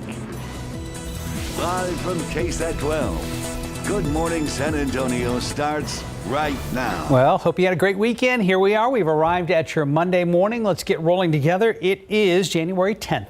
Happy Monday. Thanks for joining us. Yeah, let's go ahead and get that warm coffee this morning to settle things down. Yeah, it's not only 46 right now. It's a little on the breezy side still this morning. Yeah, we're going to have wind chills to deal with pretty much all day long. A lot of high clouds out there, so we're not going to see a big swing in temperatures. We'll only get up to about the upper 50s later on today. And despite the fact that 2 days later on in the week will, yes, be on the warm side, Thursday, Friday, overall, it'll be kind of coolish around here. So, yeah, grab a jacket before you head out the door and keep it handy all day long. Lots of clouds are hanging around here. Winds gusting to 26 miles per hour now out at the airport, 23 Randolph and 20 at Port SA. So wind chill is now down to 39, 34 Bernie Stage, and it feels like 31 right now in Kerrville. And the allergens, Mountain Cedar on the moderate side. Mold really went up on yesterday's count with all that kind of that humid, soupy sort of weather we had on Saturday. The updated count on this is going to be coming out in about, say, an hour and a half. And it's going to be interesting to see what Mountain Cedar does on the heels of the breezy conditions we had yesterday afternoon as well as overnight. So this morning, I think we continue to drop down a few more degrees, and then we are going to be warming up. Like I said, not a huge swing in temperatures today. We'll make it up into the low 50s then by noon and top off right around the upper 50s. got the sunshine graphic on there, but there's going to be a lot of high clouds hanging around. So it's not going to be any of those beautiful blue skies. Plus, it will be, like I said, on the windy side. So, yeah, keep a jacket handy. Details in the rest of the week, and we'll take a look and see if we can squeeze out any rain anywhere. We could use that. Details in just a couple of minutes. Traffic Authority, Stephen Cavazos, it's been quiet to this point. Still the case? Well, I wish I could say that, Mike. Unfortunately, we have some trouble out on the roadways. Loop 410 at Ray Ellison. If you're just waking up with us, this is a crash we told you about a little bit earlier. Different shot here from TransGuide. You can see those flashing lights right behind me, and also traffic building in that area. This crash was reported a little bit after 5:30 this morning, and obviously now leading to some delays for drivers that are heading through 410. Let's go ahead and take you through the map right now, because that's, again, right there, 410 northbound at Valley Hill Drive. You can see that traffic is moving, but right now, based on this map, it looks like it's moving at just 17 miles per hour. So as the morning does get going, this could impact some drivers' time to work. So we'll watch that closely, and hopefully we'll see some progress as the morning does go on. But unfortunately, not the only situation we've spotted. We want to take you up here to I-10 because we spotted another crash off those westbound lanes at Fair Oaks Parkway. This one not causing problems. You can see both lanes in the east and westbound of I-10 are still pretty much green on the screen. So not a problem just yet, but we know, again, that can change as more people get out there. And as you can take a look at our map, we're still seeing basically a lot of green out there in 35, 1604, 410, some of those main areas where people travel through. So no delays just yet. And if you're traveling to San Antonio, still green across the board. 28 minutes on 37 from Pleasanton. US 90 from Castroville to downtown, just 19 minutes, and 17 minutes coming in from 35 in Lytle. But this is what we're going to be watching throughout the morning. 410 at Ray Ellison. Again, the shot from TransGuide. We'll see how this impacts your morning drive as it does get going on. Guys. Thank you, Stephen. The Bexar County Sheriff's Office will be protecting and serving in a different way today. The agency's heading up a drive to offer COVID-19 vaccines and testing. Katrina Weber is live outside the Bexar County Jail with that story. And Katrina, you mentioned earlier, this is for older children and adults. Well, that's right. We're told that these vaccines and boosters are being offered to people who are 12 years of age and older. Now, they will be given out along with testing in a drive-through fashion that will take place right in front of the steps here of the Bexar County Jail. This drive is set to begin in a little less than a half an hour at 6:30 this morning and run through 5:30 this afternoon. People who are here for the vaccines or boosters or those who want to be tested for COVID-19 won't even have to get out of their cars. Again, all of this being done in a drive-through. This is the second drive the Sheriff's Office has held recently. A spokesman says during last Tuesday's event, they gave out more than 100 vaccines and booster shots and tested 300 people. This drive is in response to what some are calling a spike in the number of cases, new COVID cases, as well as the increased demand for testing. All of that being addressed in this drive here this morning. In fact, Metro Health says that they have reported seeing the number of cases triple in recent weeks. And again, this drive is going on from 6:30 this morning until 5:30 this afternoon for people 12 and up only. Reporting live at the Bexar County Jail, Katrina Weber, KSAT 12 News. Thank you, Katrina. Metro Health says they will begin offering COVID booster shots for children 12 to 15 years old beginning on Wednesday, January 12th, and they will be available at the Alamo Dome drive-through clinic and other pop-up clinics hosted by Metro Health. And to help ease the demand of COVID testing, City Council District 6 is providing multiple days of testing at Gustafson Stadium off of Culebra Road. The free drive-through service is open to everyone and no appointment is necessary. They will be open from 9 to 6 beginning tomorrow through Thursday. District 6 working with Abundant Life Christian Fellowship, Northside ISD, and Community Wellness America to make this testing site available. The COVID Omicron surge sweeping across the country is now at new record levels.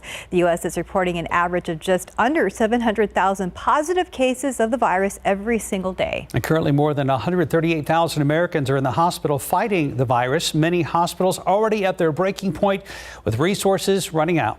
ABC's Faith Abube reports. Good morning. Experts believe the current wave of COVID will peak soon, but there's growing concern about the number of workers everywhere calling out sick. This morning, health officials across the country sounding the alarm as the U.S. drowns in its most significant COVID infection wave since the start of the pandemic. Right now, we are closer to crisis situation than we ever have been. The Omicron variant unrelenting, driving a record average of 668,000 positive COVID infections every day. None of the people we've taken care of who got really sick from COVID thought they were going to get really sick from COVID. Nationwide, hospitals admitting an average of 17,000 COVID positive patients a day. In my career, I've not seen numbers and volumes like this. The Omicron surge forcing more schools into remote learning. In Chicago, classes canceled again today as teachers in the city battle over COVID protocols. And now growing concern as an estimated 5 million American workers are expected to call out sick this week due to COVID. The worker shortage already leaving some grocery store shelves bare. Meanwhile, the U.S. Supreme Court has still not made a decision on President Biden's vaccine mandate for workers at large private businesses. It's supposed to take effect today. In Washington, Faith Abube, ABC News.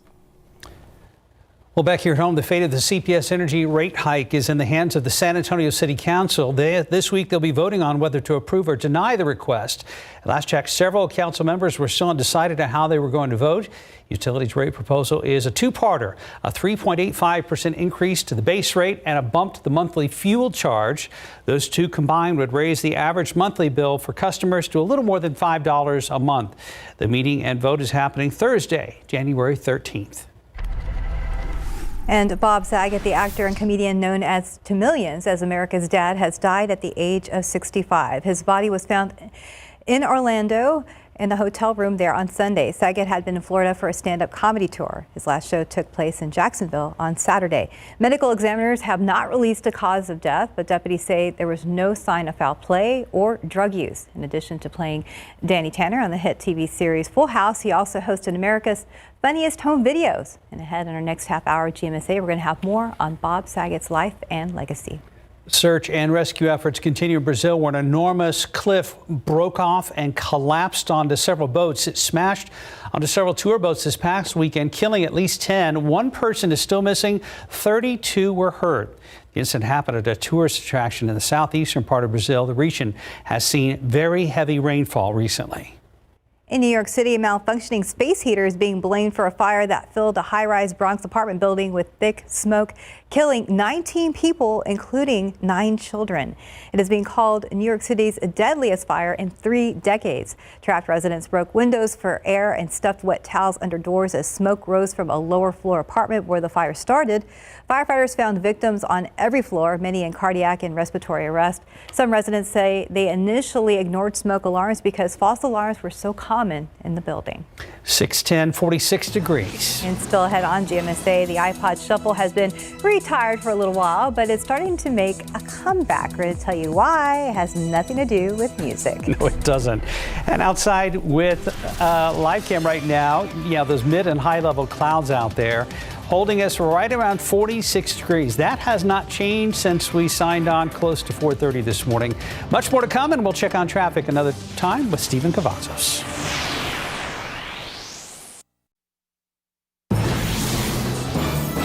6:14 down to your morning consumer news. Researchers have developed the first fully 3D printed OLED display. The prototype, less than 2 inches wide, just has 64 pixels. The new technology could result in the first low-cost OLED screens.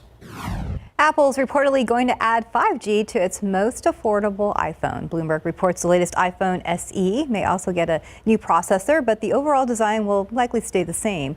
The new SE is expected to be unveiled in March or April. And check out what people are doing with their old-style Apple iPods. These are videos of people using the Shuffle as a hair clip. You're welcome. Apple retired the iPod Shuffle back in 2017.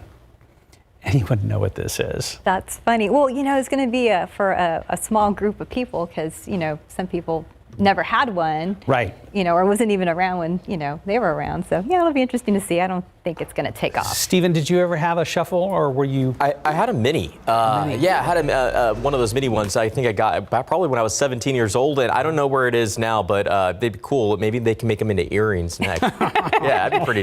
You could wear them on your suit. Tie clip. Yes. If next time you wear a tie necktie clip. on there air. You go. Oh yeah, there you go. Right there. Yeah. And listen to the music at the same times. Well, if you're going to be listening to any music right now on the roadways, just be careful because we do have some issues out there to report. There's 410 at Callahan. Although the roads still look quiet from these shots, there are some issues that are causing some delays for drivers. So I want to bring your attention right over here to the shot from US 90 at 410. This is a crash we told you about a little bit earlier, and it doesn't look good right now. You can see that we have a stretch of traffic that's building in those lanes, and that's because of a crash that's been reported right here off Loop 410 northbound at Valley Hill Drive. You can see that traffic is still moving, but very slow at this hour at just 17 miles. So you got to watch out for this. We now know that we're inching closer to the morning rush, so we could continue to see this as a problem as the morning does go on. We'll watch that pretty closely, but really bringing up your attention over here, some good news to report. This crash off I-10 westbound at Fair Oaks Parkway looks like it has since cleared out, and that's some good news, especially if you have to travel through that area. But wider look at the map does show that we still are seeing a lot of green, but that will quickly change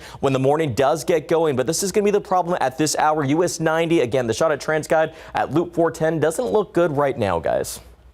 Would those iPod Shuffle things be too big for cufflinks? That'd be kind of cool. Well, maybe the mini ones, Mike. I think that could work. I think it would work. It would be a little bigger than what you have right now. I was going to say earrings. Here you go. You can just take these the old clickers when they're no longer good. That's a no. And we got another set over here too. So okay. A little two heavy. for the price of one. A little heavy. Okay. Tell you what, this coming December when you play Mother Ginger again in the Nutcracker, add those as your earring accessories. Not sparkly enough. That would be cool. Anyway, all right. Warm up the bus a little bit this morning. It's not bone-chilling cold out there, but just cold enough, and we do have a kind of a wind chill to deal with. I think we've dropped down just a few degrees from where we are right now, and then we're only going to make it up to 58 later on today, so not a big swing in temperatures, and it's going to stay windy pretty much all day long. A little bit of sunshine is going to try and squeak on through, and we'll have a lot of high clouds. I don't know if it's going to look like this, but what a cool-looking picture. I love that. Thank you very much over there in Cotulla, down there in Cotulla, I should say. It's from a couple of days ago. Great looking picture. All right, we've got a lot of, well, almost the same cloud pattern it looks like, just not as beautiful out there. But yeah, plenty of these clouds hanging around. That actually acted like a bit of a blanket overnight, so that's held temperatures fairly steady. So we are at 46 right now. 40 Comfort, Kerrville, as well as Bandera, and 45 up the road in Canyon Lake. Wind chill temperatures, though, take off about, well, anywhere from 5, 6, 7 degrees in a lot of locations. So it feels like 39 right now. And it's going to be fairly windy all day long.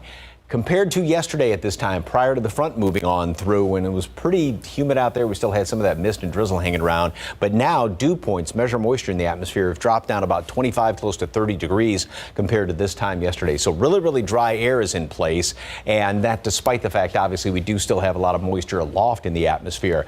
The dry air here at the surface would have come into play as far as low temperatures, but again, we had windy conditions, cloud cover, so we didn't have all the three ingredients to get really good radiational cooling. But the dry air is going to come into play as far as any sort of precipitation. There is a computer model, a couple of them, and they're going to try and get a couple of showers. As you saw, this one really doesn't have anything, but try and get a couple of showers to move through our northern counties tomorrow. If anything does fall, a lot of it probably going to evaporate before it reaches the ground because, again, the air is so dry around here. We're going to have a lot of clear skies coming in here Thursday as well as Friday. Those are going to be the warmer days above normal, the only 2 days above normal this week. And then we have another front that's going to come on through here just in time for the weekend. A lot of clouds hanging around, but one thing missing from that graphic, precipitation. There's nothing really other than a stray sprinkle tomorrow. Nothing in the forecast for at least about the next 7 days. 52 today at noon, mostly cloudy skies. So we're not going to see a big warm up today, only about 10, 11, 12 degrees or so. A lot of high clouds hanging around and still on the breezy side. Then tomorrow, we may be kind of tough to get up to 58 degrees with all the clouds around here. 1 or 2 of those sprinkles or light shower up to the north. That'll be about it. 42 starting off on Wednesday morning. And then Thursday, Friday, those are going to be the 2 warm days of the week. Other than that, we're back down to the 50s for high temperatures over the weekend and a lot of clouds. So really nothing too awfully extreme. Yes, Friday will be about 8 degrees above normal, but nothing just way off the charts on either end of the scale. And no umbrellas needed for the foreseeable future. That's not good. No. Okay. Hopefully next week, we'll see. La Nina year on the warm and dry side. Yeah, we're sticking with that. 620, about 46 degrees. And still ahead on GMS there, San Antonio Spurs lose a close one on the road, and we're going to have highlights from their game in Brooklyn, as well as a look at their week ahead. Why hide your skin if Dupixent has your moderate to severe eczema or atopic dermatitis under control? Hide our skin, not us. Because Dupixent targets a root cause of eczema, it helps heal your skin from within, keeping you one step ahead of it. And for kids ages 6 and up, that means clearer skin and noticeably less itch. Hide my skin? Not me. By helping to control eczema with Dupixent, you can change how their skin looks and feels. And that's the kind of change you notice. Hide my skin? Not me. Don't use if you're allergic to Dupixent. Serious allergic reactions can occur, including anaphylaxis, which is severe. Tell your doctor about new or worsening eye problems, such as eye pain or vision changes, or a parasitic infection. If you take asthma medicines, don't change or stop them without talking to your doctor. When you help heal your skin from within, you can show more with less eczema. Talk to your child's eczema specialist about Dupixent, a breakthrough eczema treatment. In this morning's GMA First Look, Alec Baldwin defending himself on Instagram, insisting he's cooperating with the investigation into the shooting that killed cinematographer Helena Hutchins. Any suggestion that I am not complying with requests or orders or demands or search warrants about my phone, that's a lie. Last month, Santa Fe authorities obtaining a warrant to search and seize the actor's cell phone in an effort to conduct a forensic download of current and possibly deleted images, videos, text messages, emails, and any private messages from his social media accounts regarding the production of the movie Rust. Baldwin, who lives in New York, is now explaining why weeks later he has not yet turned over his phone to officials. They got to go through the state you live in. That is a process that takes time. We are 1,000% going to comply with all that. And we'll have the latest on the investigation coming up at 7 a.m. With your GMA First Look, I'm Kaylee Hartung, ABC News, Los Angeles. An absolute heartbreaker for our San Antonio Spurs taking on the Nets in Brooklyn yesterday. The Silver and Black looking to snap a 2-game losing streak. Lonnie Walker helped to get the Spurs off to a good start. Both teams tied at 32 after the first quarter, but then Kevin Durant and James Harden started to catch fire. Spurs lose a close one in overtime. The final, Brooklyn wins 121-119. So San Antonio is 15-24 on the season. Spurs have lost 6 of their last 7 after winning 3 in a row. Road trip continues with another matchup in New York. They'll take on the Knicks tonight at 6:30. Then they're back home on Wednesday to take on the Houston Rockets at the AT&T Center. Then the Cleveland Cavaliers come to town Friday, followed by the Clippers on Saturday. All right, better luck tonight. Time now, 6:25 and about 46 degrees out there. And ahead in our next half hour of GMSA, the stunning video of a pair of skiers in North Carolina getting blasted by freezing water from a busted pipe. At the Country Mourning the loss, the man is known as America's Dad. We'll have more on the life and legacy of Bob Saget. And a quick check of the roads with TransGuide. Still problems there at Highway 90 and Loop 410. We're going to be checking in with Stephen Cavazos after the break.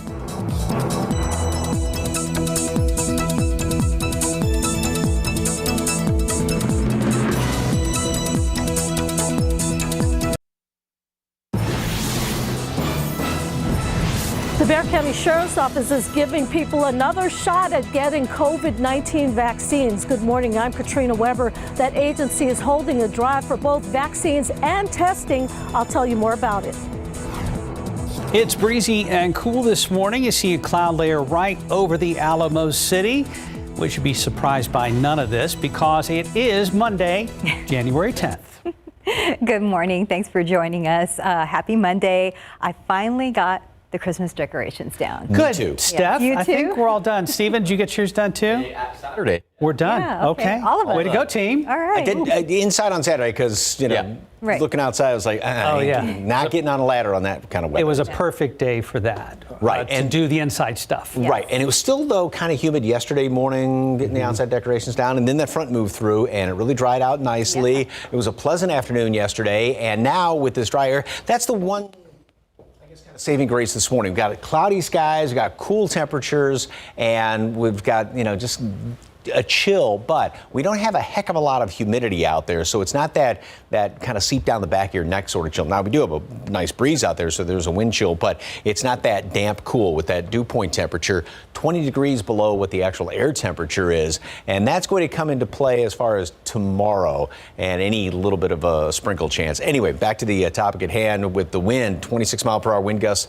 at the airport. Same thing up there at Bulverde. 23 in Kerrville right now. So wind chill temperatures, yeah, I mean, it's a good little bite to these temperatures out there. 33 at Bernie Stage, 39 out there at the airport is what it feels like. Mountain Cedar, now this count was taken yesterday before the front moved on through, so we'll wait and see. The updated count's going to come out in about maybe 45 minutes to an hour or so. See what the wind has done to the mountain cedar trees. Mold hopefully will be going down, since that was taken also before the front moved through, and we still had all that humidity out there. Today, a lot of high clouds hanging around here, so that's going to help to hold temperatures in check. Only in the upper 50s. It's still going to be breezy most of the day. A couple of showers up to the north tomorrow, but again, very dry air down here at the surface, so any light rain that falls may evaporate before it ever reaches the ground. We're still going to be in the mid to upper 50s tomorrow, and then more sunshine to finish up the week, and we are going to be, those are the 2 warm days. Thursday as well as Friday will be above normal, but that's not going to last long because we have another front moving on through here. So back down to cool temperatures for the upcoming weekend. Details in just a couple of minutes. Traffic authorities, Stephen Cavazos, still got that big mess out there? Yeah, I wish I had better news to report for a Monday morning, Mike. Unfortunately, this crash has been causing problems for drivers off of 410. Let's take a closer look at US 90 at 410. This is a shot from TransGuide, and you can see obviously that traffic has continued to build out there since we first reported this crash probably an hour or so ago. Not seen much progress, but of course, sometimes it can take first responders a little while to get these scenes cleared up, and we're hoping that driver's okay. But let's take you to the map where that crash has been detected there off Loop 410 northbound at Valley Hill Drive. You can see traffic moving at 26 miles per hour. So that's the only progress we've really been seeing, is that traffic was moving pretty slowly at 17 miles per hour. Now we're seeing it jump up to 28. So a little bit of progress, but we're hoping that we'll see it pretty much cleared out before morning rush gets here in the next few minutes or so. Let's take a jump up over here to 35 near AT&T Parkway, because in those southbound lanes, we have a stall that's been reported that's causing some restricted flow in the area. However, not seeing too much of a slowdown in those lanes of 35, so that's some good news. But watch out for that driver. Wider look at the map does show, thankfully, we are still pretty much in a good shape here for a Monday morning. And as morning rush does pick up, some good news, especially if you're traveling into San Antonio. Green across the board from our neighboring communities, so no delays just yet. But watch out for this crash. We're going to continue to keep our eyes on the road, but as always, keep your eyes on the road as well. Mark, Stephanie. Thank you, Stephen. The Bexar County Jail could be seeing quite a few extra visitors today. That's the site of a drive offering COVID-19 vaccines and testing. Katrina Weber is live over at the jail with that story this morning. Good morning, Katrina. We understand this is a drive-through event. Have you noticed any crowds yet? Good morning. Yeah, we're starting to see people arrive. There's about a dozen cars or so in line already. I spoke to the woman who was first in line. She says she got here about 5 o'clock this morning. She wanted to take advantage of the testing since it is so hard to come by. That is just one of the services they're offering here, vaccines and testing. And of course, this is the sheriff's office's second drive in as many weeks. They held one last week, and the spokesman says the turnout at that time was great. They're hoping for the same today. Now, today's drive goes on until 5:30 this afternoon. People can get the COVID-19 vaccines, boosters, and testing all without leaving their cars. This is a drive-through event, but it's only for those who are 12 years old and older. This is being offered as the number of both COVID cases and the demand for testing increasing.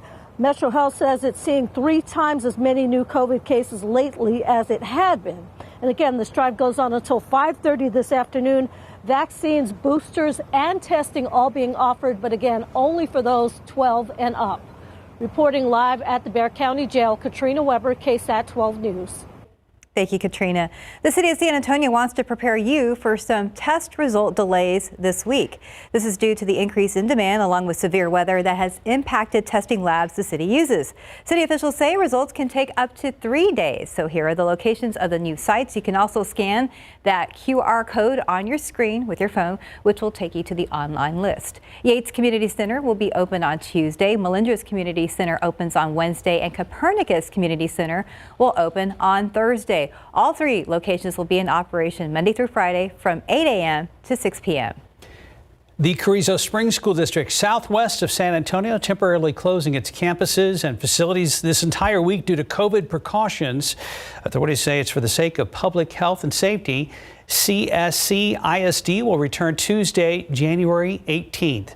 Students have Monday the 17th off for MLK Day. Any other updates the district might have will be delivered via phone, email, or on the district's website. An Australian judge has reinstated tennis star Novak Djokovic's visa, which was canceled last week because he is unvaccinated. The judge also ordered the government to release Djokovic from quarantine in a Melbourne hotel. The Australian government canceled the visa shortly after Djokovic arrived in Melbourne last week. Officials say he didn't meet the criteria for an exemption to an entry requirement that all non-citizens be fully vaccinated for COVID-19. The judge noted that Djokovic had provided officials at Melbourne's airport with a medical exemption given to him by Tennis Australia. Back here at home, the punishment phase will continue this morning for a man found guilty of killing his cousin back in 2020. Took the jury 4.5 hours to convict Edison Karaman of murder on Friday. Christopher Karaman was shot and killed March 27, 2020. The jury will now decide Edison's sentence during the punishment phase, which began Friday. He faces 99 years to life in prison. Counselors will be available for all students at Johnson High School this week after 2 students died in a vehicle fire this weekend.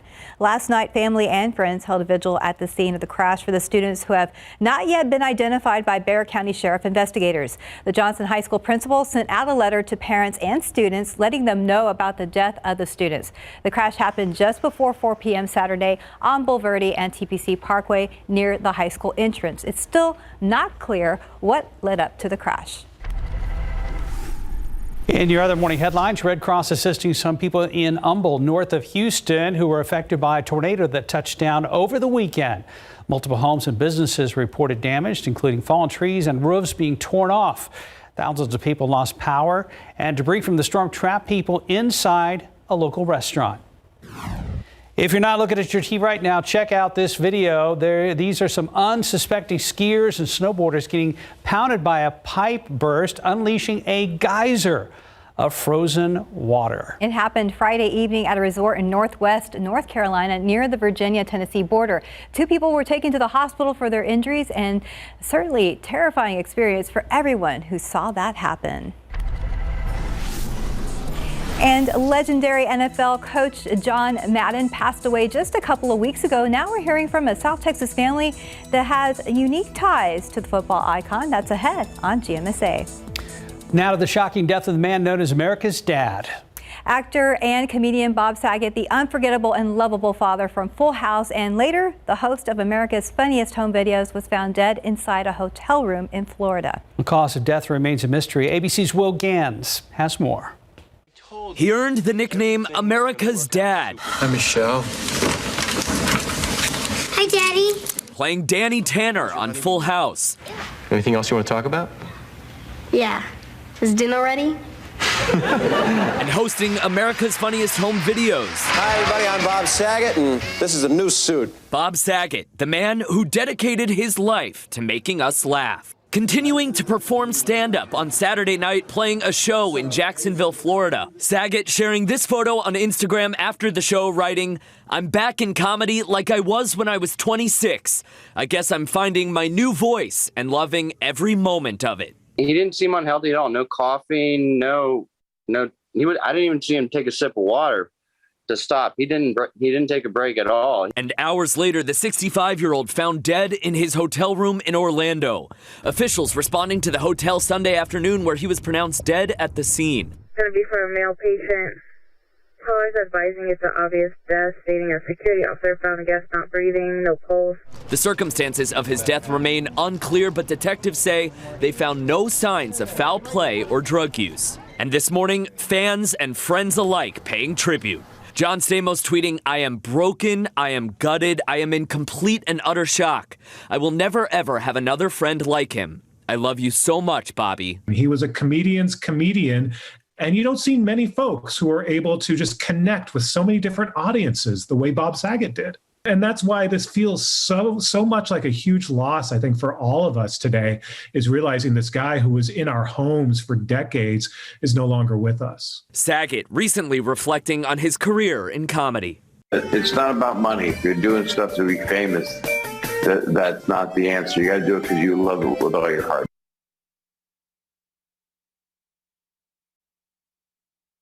Pro football coverage, powered by Davis Law Firm. Welcome back and good morning to you. In the NFL, the wild card weekend is set. The Cowboys looking really good going into the first round of the playoffs. Dallas concluded the regular season in Philadelphia with a strong performance. They beat the Eagles Saturday night in a never-before-seen NFL final score, 51-26. Dallas finishes the regular season at 12-5 with the number 3 seed in the NFC. Next up, a playoff matchup with an old rival, the San Francisco 49ers. Winner moves on, loser goes home. Kickoff set for 3:30 Sunday at AT&T Stadium. Should be a good one. You can catch all the highlights from the game on instant replay Sundays at 11 right here on KSAT 12. And staying with football, South Texas family has a unique tie to the legendary John Madden. RJ Marcus tells us about the Madro family and their connection to the football icon who recently passed away. Being a son of a professional football coach, obviously you run into a lot of interesting people. Football great John Madden came across many people during his time as a Hall of Fame coach and broadcaster. That included South Texan Martin Madro, the son of Joe Madro, a respected coach in his own right who coached with Madden in the late 70s in Oakland. Before their time in Oakland, the Madro family lived in San Diego. My father was offensive line coach for the San Diego Chargers. John was the defensive coordinator for San Diego State. Madro's most memorable story of Madden is not even from the field, it's from church. He would go with his father to Sunday night services, and Madden would always pull his dad aside after Mass to pick his brain about the game.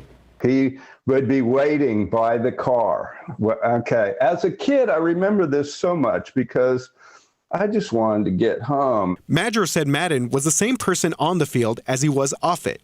The way he talks and his energy, it wasn't some shtick that he invented for Monday Night Football or even as a head coach. It's just who he was. Years later, Madro's father was on Madden's coaching staff during the Raiders' run of competing for Super Bowl championships. The Raiders were quite a troop. Madden died on December 28th after having a major impact on the game. But Madro said he will never forget those moments from his childhood when it was just his dad and John talking football from a church parking lot. Held my dad captive, and my father was a good teacher. He enjoyed talking football, and John was a good student. And as you can well see by the results of his lifetime. RJ Marquez, KSAT 12 News. Time check, 6:46, 46 degrees. Go ahead and check back with Stephen Cavazos. Morning traffic picking up. We are already in that morning rush hour. And take a look for Tenebrae Ellison, that shot from TransGuide, that crash we've been talking about throughout the morning, still causing some issues for drivers out there. But other areas, it's looking pretty calm, so that's some good news. But as I mentioned, the big problem is going to be right here along Loop 410 northbound at Valley High Drive. We've been talking about this again for over an hour now. That crash has led to some delays for drivers in the northbound lanes. Right now, traffic is moving, but at 29 miles per hour. We'll watch that one closely, but stalls seem to be the other issue right now. This one's still detected here off I-35 southbound at AT&T Parkway, and we have another issue a little bit further up off Loop 410 eastbound at Harry Wurzbach Road. Wider look at our map does show that we are getting a little bit busier now that morning rush is here and more people are out on the roads. Just make sure to be careful out there. But Mike, pretty chilly start to this Monday morning. It is kind of on the cool side out there. So hey, here's one for you, Mark. What do you think? Nice. Good Lord. Those wow. are some big largemouth bass. And I'm not surprised. Down there at Choke Canyon, south at San Antonio. Yeah. Texas Parks and Wildlife said that's going to be a big bass lake for years to come. So what do those things weigh in at, you think? Oh, gosh. Those are you know what? I couldn't even guess. 6, 7, 8 pounders at least? Yeah, it's very, very possible. Nice. Especially the one in his right hand is just absolutely massive. Nice. Thank you very much. So appreciate that one. Even one of those would be impressive, but two? Oh, yeah. Mm-hmm. Makes you kind of jealous, doesn't it? A lot jealous. All right. We've got a little bit of in the way of some breaks in the clouds out there. As you can see, the sun is starting to come up over the horizon. 46 degrees right now, which is actually a little bit above normal, but we've got a pretty good breeze out there. We don't have a whole lot of humidity, so it's not that kind of dampish chill. And this is going to come into play as far as the humidity is concerned. when we see what's going to be coming in later on tomorrow. A slight chance for a shower or two up to the north, but it's not going to be a huge deal. So here's what's going on as far as the winds and the humidity. Still, they stay out of the northeast, so dew points remain very, very low going into tomorrow.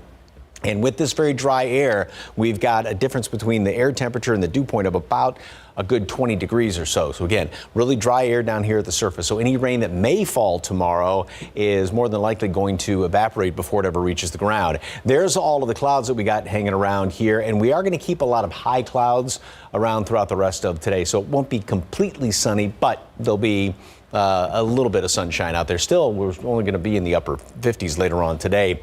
Upstream, other than that little glitch, and that's what's going to kind of slide to the north of us tomorrow, there's really nothing going on around here. Here's what's going on. We've got this northwesterly airflow. That's what helped pull in the front yesterday and is keeping us fairly pleasant as far as the humidity is concerned. And not much will really change over the course of the week. A little bit of a disturbance right there. That's what's going to give us maybe a sprinkle or two up to the north. I wouldn't get excited about any rain chances tomorrow, unfortunately. We stay in this northwesterly flow upstairs in the atmosphere, so that is going to help to keep humidity in check. We will warm up Thursday and Friday, but then this northwesterly flow is going to pull another front on through here, and that's what's going to be coming in for the weekend. That low just kind of parks out there to the west of us. It's not going to do anything, and unfortunately with this configuration, yes, overall temperatures other than Thursday and Friday will be on the cool side, but not a drop of rain. 1 or 2 drops tomorrow, but nothing significant. 52 degrees today at noon, mostly cloudy skies. High temperature is going to make it up to 58 today. Still going to be on the breezy side. A lot of high clouds out there. Tomorrow, again, a small chance for a shower up to the north, and we're talking north of Austin, maybe a sprinkle or two in our northern counties. And it stays on the cool side. Same thing. Wednesday, we get back to normal. Warmer Thursday, Friday, but cool back down for Saturday and Sunday. Friday looks nice. Yeah, Friday's going to be a nice day. It's going to be a warm day, no jacket, but then you'll need it again by the weekend. And that's okay, because we can use our jackets in January. Yes, indeed. Wish we could use some umbrellas in this forecast. Maybe later. Hopefully. Yeah. Thanks, Mike. I'm still thinking about those fish. Oh, the fish. Poor Mark. They're amazing. 10 till 7 right now, 46 degrees. And when it comes to your job, there's work you can see and there's work you can't see. Tomorrow on GMSA, we're going to tell you why more women seem to be taking on that invisible work. Outside with Live Cam, we're going to wrap up GMSA on this Monday morning. Very pleasant sunrise out there as you get your day going with us right here on GMSA.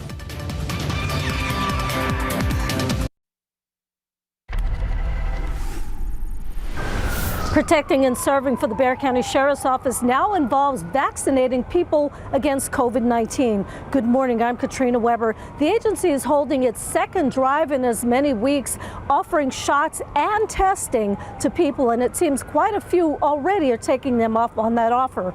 Now, this drive is going on until 5:30 this afternoon, again offering vaccines, boosters, and testing, but we're told the vaccines are only for people 12 and older. This is being held amid a spike in new COVID cases. Metro Health says it's seeing 3 times as many new cases now as it has in the past. There's also an increased demand for testing. All of that being addressed right in this drive, which is being held in front of the steps to the Bexar County Jail. And again, this goes on till 5:30 this afternoon for people 12 and older. Reporting from the Bexar County Jail, Katrina Weber, KSAT 12 News. Thanks, Katrina. Let's take a look at the roads right now. Monday morning, starting off with some traffic troubles. US 90 at Loop 410 is the shot we've been showing you throughout the morning.